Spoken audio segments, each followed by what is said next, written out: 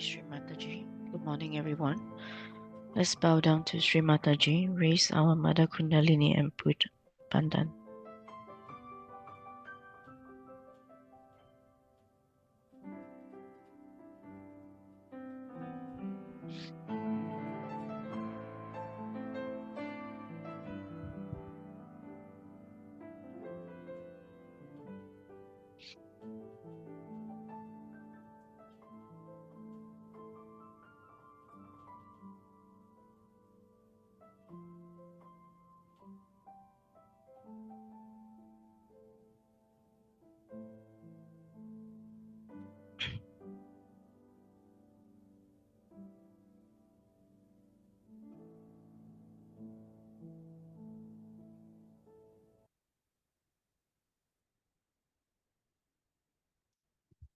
Now place your left hand on the lap, right hand on the ground. Shri Mataji, by your grace, we are the innocent of the child.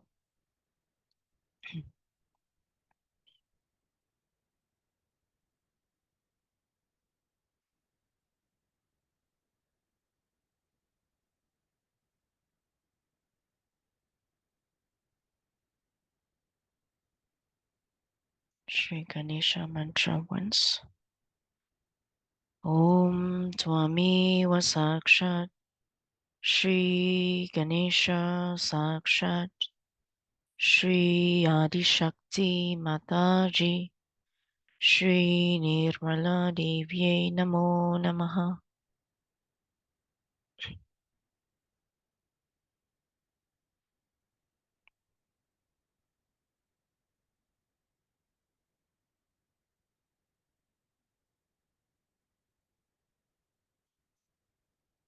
Place the right hand on the lap, left hand towards the ground. Shri Mataji, you are the remover of all destructive negativity within us.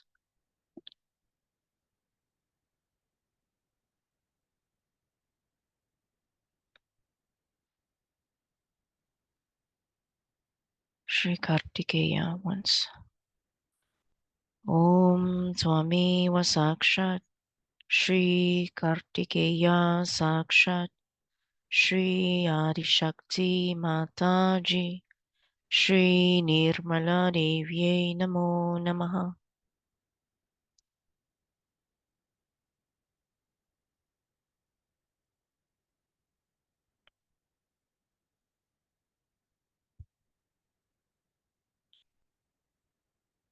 Both hands on the ground. Shri Mataji, please make us a wise person and make us innocent and a wise person. Shri Gauri Kundalini Mata once. Om Swami Vasakshat Shri Gauri Kundalini Mata Sakshat Shri Adi Shakti Mataji Shri Nirmala Devye Namo Namaha.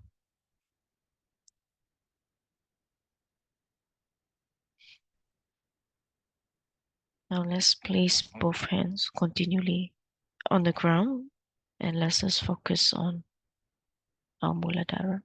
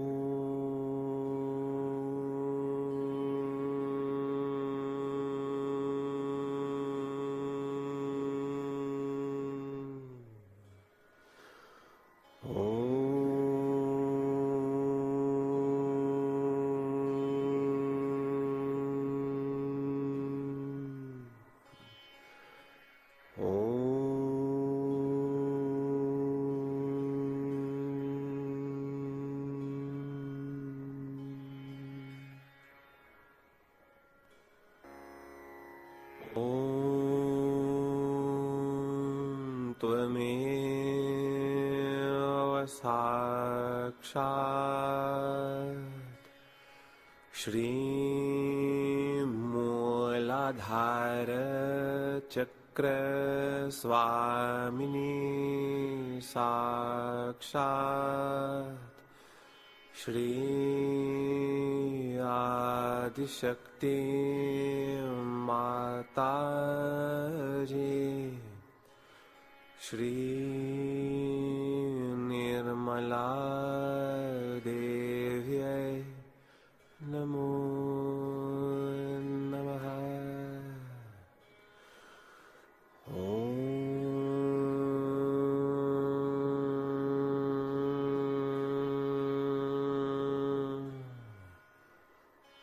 लं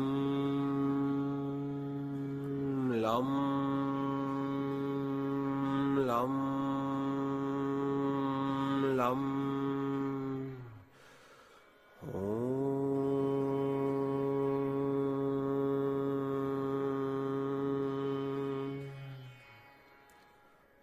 वं शं शं सं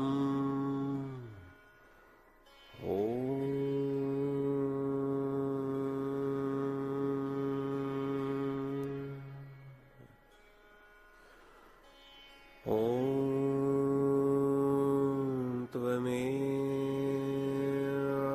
साक्षात् Shri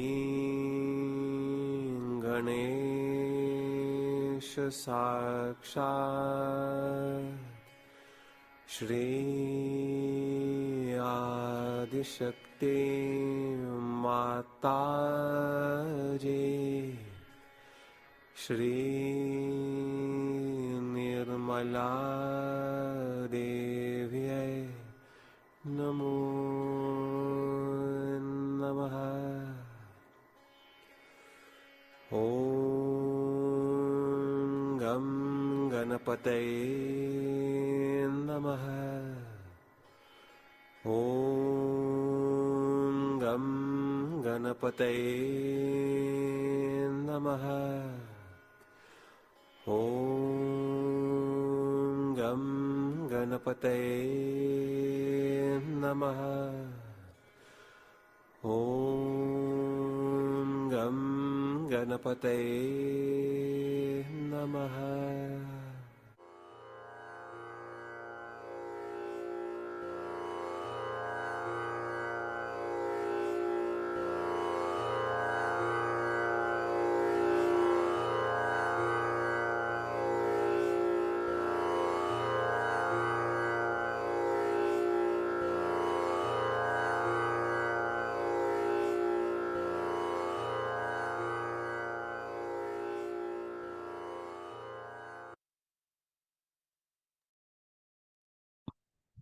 Let's continue to meditate.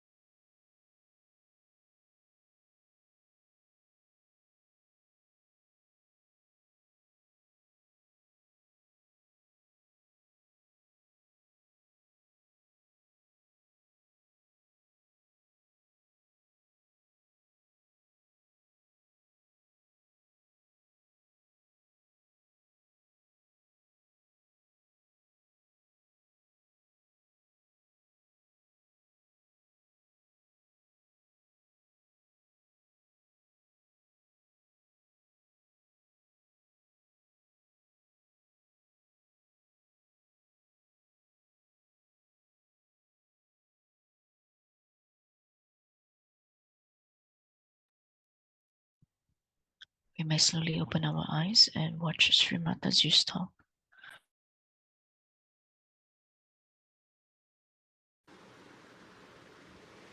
Today we have decided to have Mahakali Puja.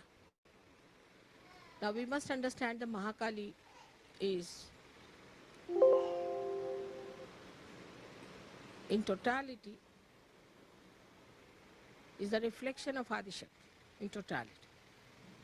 Or we can call it that Adishakti is in charge. She is managing all these three powers, but her manifestation in totality is Mahakali in the sense that it is the desire of God Almighty. So first she is Adishakti in charge of all the three powers. And that's why we can say that when she is in a potential stage, she is Mahakali. And then she divides herself into two other forces as Mahasaraswati and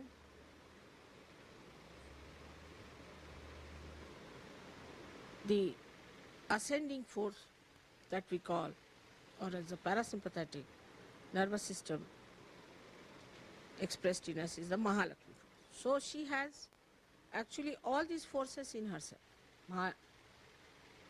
Kali has all these forces, but she manifests. She desires to act, and when she wants to act, her potential force becomes these two other forces. So when we do the puja of Mahakali, we must understand that inbuilt within this force within us is desire. So we can desire anything. If we want, we can desire everything. We can desire, say, the joy. We can desire the knowledge.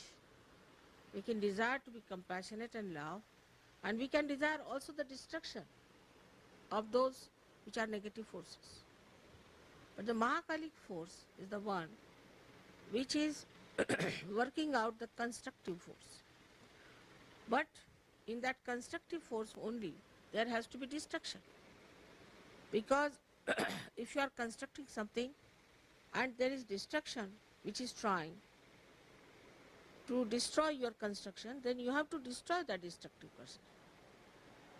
And this is what people sometimes misunderstand, and they think that Mahakali force is negative force or is a force of destruction. It is, but in a very positive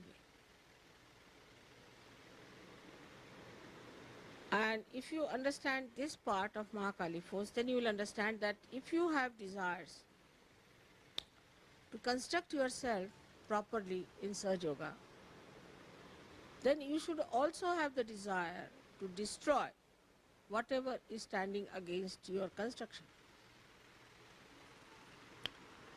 So one by one we should see within ourselves what sort of things that tag us down. And thus they do not give us this desire. If this desire becomes intense, then you start immediately seeing what are the forces that are destroying your ascent.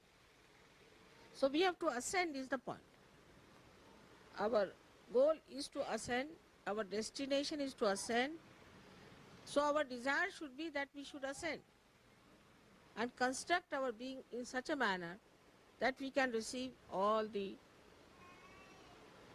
इसको बंदी कर दो, बड़ा आवाज करो, एक तरफ कर दो तुम. This one is better. So we should understand that we have to be prepared to destroy many things within us if we have to become a great evolved personality. As you have seen in evolution itself, we had huge big animals like mammoth, these, that, and they could not cope with the evolution, so they were all destroyed. So many things were destroyed. And this destruction is built in within us. When we ascend, we just start seeing that these are the forces which we are destroying us, and that our destruction is so much that if we do not desire the destruction of these destructive forces, we'll be finished. So at the same time, when we are ascending higher, we have to know what we have to destroy. For example, even in living forces, when a flower becomes a fruit, lots of things which were the part of the flower get destroyed automatically. But that is done in the will of God by His own understanding, so it's absolutely perfect. So in Sahaja Yoga, when we desire something, we must know what do we desire. First fix your goal and then relate it to that. Now there are many deviations in life. Like we are going to the airport. Our attention should be we have to reach the airport. And whatever are distractions are distractions. We should not get lost with it. If we get lost with those distractions, then we cannot achieve our goal in time. So one has to understand, first of all, that our goal is to ascend, and for that the distractions are on our way because of ourselves, because of ignorance, because of darkness, because the light is not so much. The first destroying factor that is within us is the Sri Ganesha's power. And this Sri Ganesha is the power of Mahakali. She first planted Sri Ganesh to emit holiness on this earth. So the whole thing could be vibrated. And as you know, one aspect of Sri Ganesh is also Omkar, means this vibratory awareness which flows everywhere.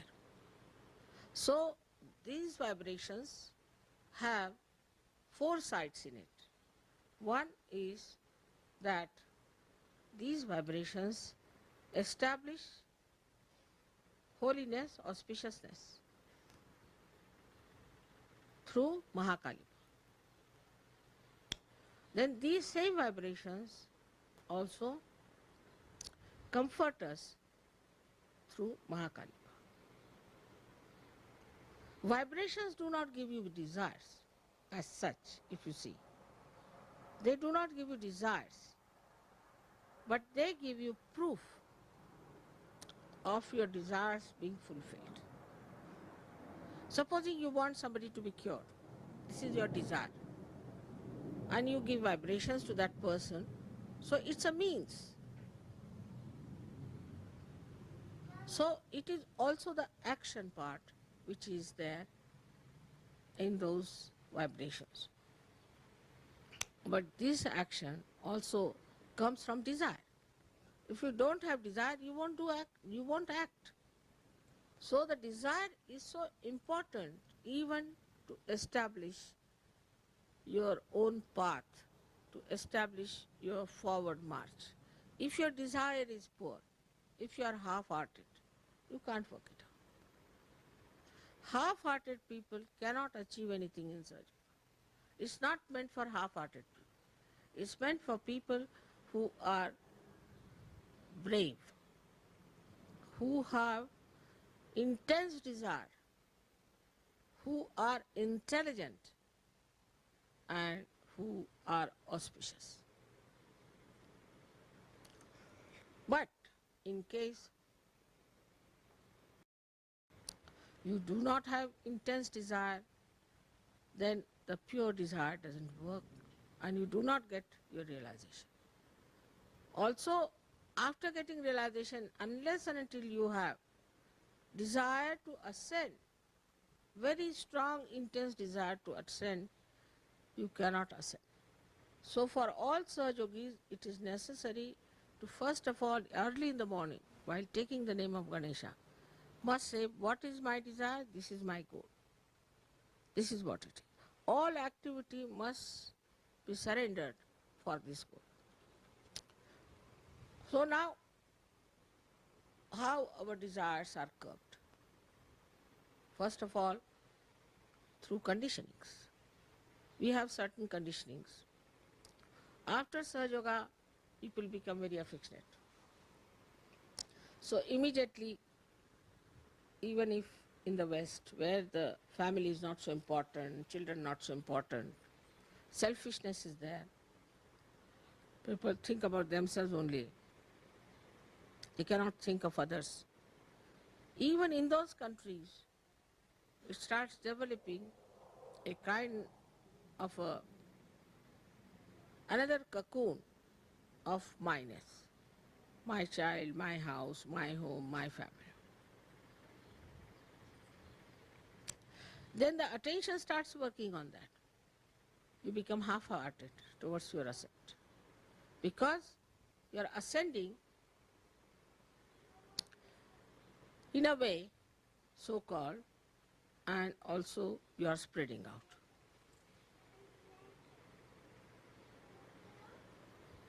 Then the concern goes to other conditionings we have. Like the other day I met one fellow, he said that, Mother, I am a Sahaja, I know, but I can't get over the idea of Christ. I said, who has asked you to get over idea of Christ? Christ is there in Sahaja Yoga very much. But understand it in its own comprehensive way and see for yourself. But this conditioning is of thoughts. Supposing if you have read too many books,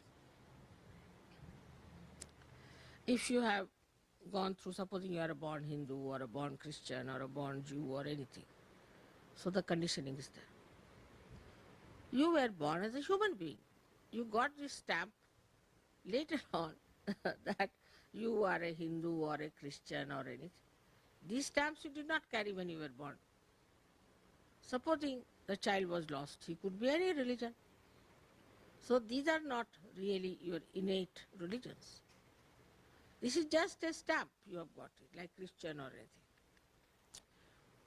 Then you have another conditioning that you belong to this nation, that nation, like we have America, this, that.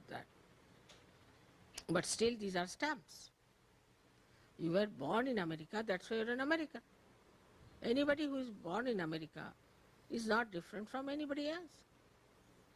Only thing, according to the climate of a particular place, you might have your complexion, your height, your face and all that. But that doesn't mean that innately this is meant for America. It could be anywhere. Then all these conditionings within us start acting on our language, on our styles, on our lives, in every way. Then we start becoming Americans. So these are the effects of the outside that come in us. And then we say, we the Americans. But if you scratch them, inside, body is the same, heart is the same, the blood is the same, everything is the same. There's nothing different. It's even not skin deep. But in the brain, it has gone that I am an American. Then all the things that are in that society, for example, in America, many things are allowed. So that's all right. In India, many things are allowed. That's all right. Like that, we start accepting the society, the norms of the society, and the conditioning starts.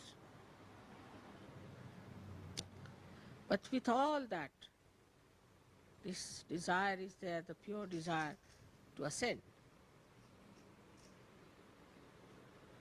I think you put these lights little ahead because there's a paper there, and with my force, the light is going behind. No, not that one, these. Because they're facing that fan. Could bring them down here. Still quite close to that fan, you know. You can put them anywhere. You can put them here if you want.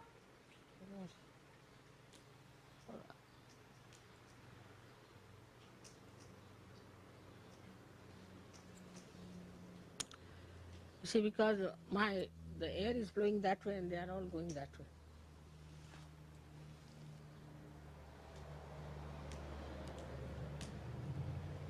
So the desire within us to ascend comes to us also as a reaction to all these things. When we see, as Americans, what's happening to our country, what's happening to the people, what's happening to our surroundings, and then we get a shock. Oh God, what is this? Then we also see this is artificiality. Like in England, you have to wear a tailcoat, you have to wear this, you have to have this kind of a spoon, this kind of a glass, this, that, so reaction builds in. So you start anti-culture. Anti-culture to get rid of artificiality. But the desire behind it is to seek the reality. To seek reality, then they have hair just like primitive people, they live like primitive people, and a reaction is built in. Behind all that is the same desire, is to ascend. So this Mahalakshmi power is acting within us. It is giving us all kinds of shows, we can say. All right, you want to have, say, variety of things. Go ahead with it. Then you go crazy. You say, what's this going on? Why should we be so mad about it? Now they want to have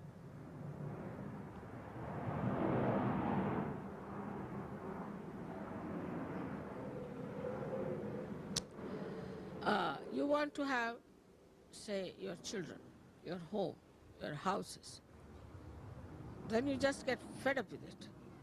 Because children become arrogant, they become horrid, they trouble you. Then you say, oh God, I'll never have any children anymore.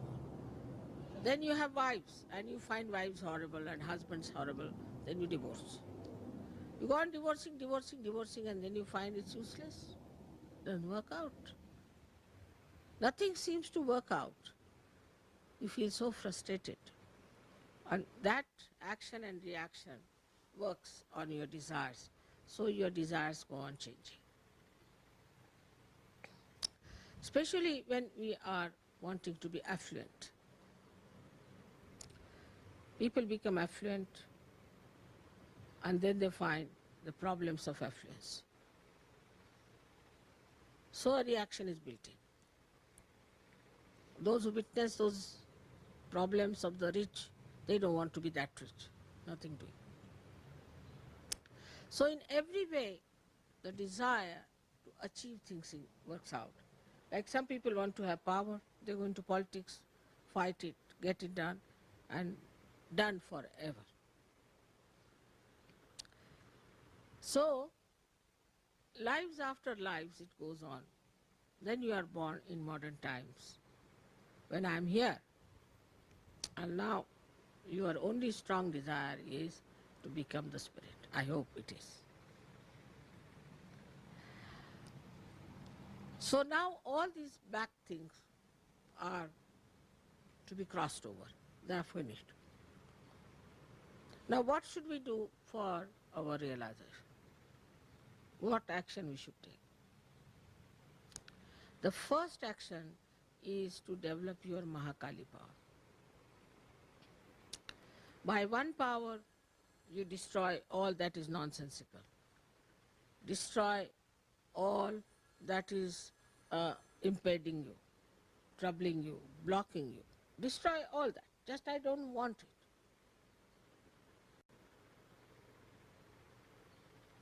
Because I've seen Sahaja Yogis suddenly go off. Like you have to go to the airport, suddenly you find they are fallen into one of the gutters. What happened? Mother, we felt like going there. Well, why? So keep your attention on that point. Some people get married in Sahaja Yoga also, they have a desire to marry, have children, this thing. But in that also they get fixed up. Marriage is not the end. It's just one of the means to be balanced. So we have to have desire that we have to achieve something. So go on destroying all that is within us. Within us is, there are 6 enemies, as they say, is anger, then greed, jealousies, violence. All these are within us. So we have to destroy these 6 enemies. But what's the power of a Mahakali is that she destroys all the enemies that stand in your way. All the Rakshasas, all the devils, all the negative forces she tries to destroy, so that your path should be all right. But while she is destroying all of them, if you are sticking on to them, what can she do? So your desire should be pure, and that you should say that all right, we want to achieve that, and she is working it out for you. This is the first thing, her job. Then the second job is that she comforts you. She gives you comforts of every kind. The first comfort she gives you is of your body. Your body becomes comfortable. Means all your diseases and all your troubles are destroyed. You find that your body becomes healthy, you feel younger, you get energy, and you can work out your realization. This is the first thing she does for you, is to give you comfort. Then she also gives you comfort of the spirit, so that you do not ask for artificial comforts. You can live anywhere. You can live in a jungle, you are comfortable. If you live in the most busiest place, you are comfortable. So you are comfortable everywhere, and that sort of a comfort she can establish within you. Then the highest of all her boon is that she gives you the joy. Joy of every kind. Joy that emits from everything, from everyone. So that is the highest you get when you keep your desire, the flame of your desire burning, till you reach that state of spiritual attainment. Then you find that no more desire is left, but only one, if it is any, that let the whole world be realized. Like a drunkard, you see, he wants to enjoy his drinking with others, like that you become. You are drunk in your joy, and why not others enjoy? So you work for it. But human beings, I have seen, they move like a yo-yo. They achieve their spiritual attainment, they have the joy, and then they go back to help people, they get caught up with them. They are not strong enough. Because the Mahakali power is not strong. And another is the weakness of the Mooladhara. Weakness of the Mooladhara makes you imbalanced. And in that imbalance, you lose your way. So one has to be very careful that our Mooladhara must be fixed properly. There are so many ways by which you can fix up your Mooladhara. And you must fix up your Mooladhara first. Then your desire absolutely moves like a kite moves in the sky, stuck to Mooladhara. And you can move into any direction, to any height, wherever you go. You are quite in charge. You know how you are moving. It can bind your attention, everything.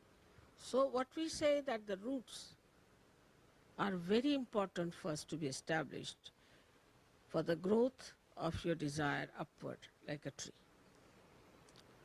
So they go hand in hand. Mahakali power and Ganesha's power go hand in hand, because that's the foundation. If it is based on that foundation, desires go much stronger and effective, and they do not deviate. Every sort of desire is fulfilled. till you reach that state where there's no other desire left but to enjoy. You just enjoy without any desire. Desirelessly you enjoy.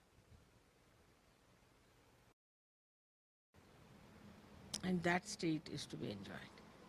Just to be enjoyed. What is there to talk about it? What is there to say about it? You just are lost in the ocean of enjoyment. And that should happen everywhere, and that's what you are worshipping. So now I hope you have 108 names of Mahakali. And if you have the 108 names of Mahakali, you will see one by one that her these stages of her working out for you, how manifest that you can see in those names. So now first we'll have one Atharvashesh, and then we can have these 108 names. Kanwa?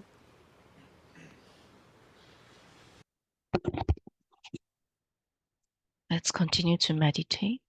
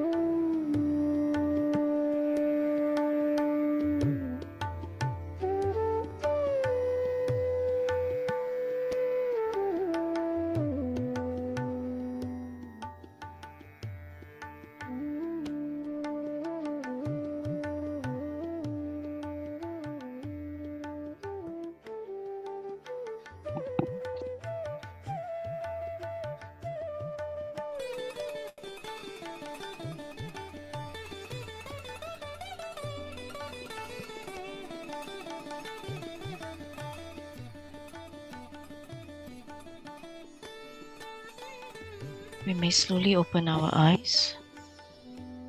Let's collectively raise Kundalini and put ourselves in Bandhan.